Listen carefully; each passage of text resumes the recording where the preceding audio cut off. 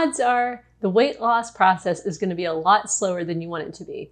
In this video, we're going to talk about why that's actually a good thing. For a long time, I thought successful weight loss meant fast weight loss. You know, I thought 5 pounds a week, that was a good goal to shoot for.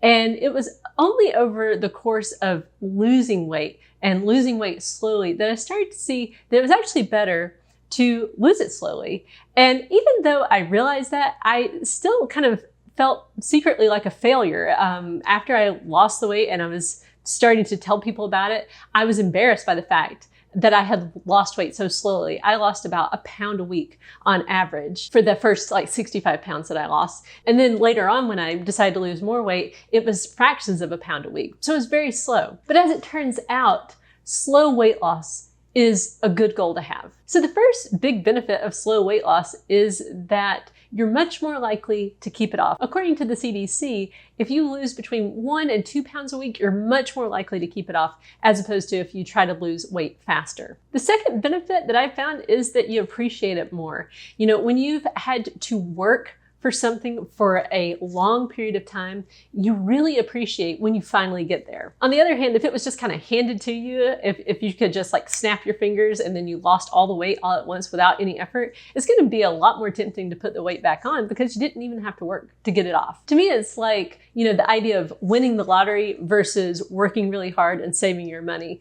What happens to most people when they win the lottery is they're broke in a few years, but the people who have worked hard and saved and learned those lessons along the way, they keep their money. The third benefit is that it gives you time to adjust to your changing body and your changing life. You know, things do change on the weight loss journey.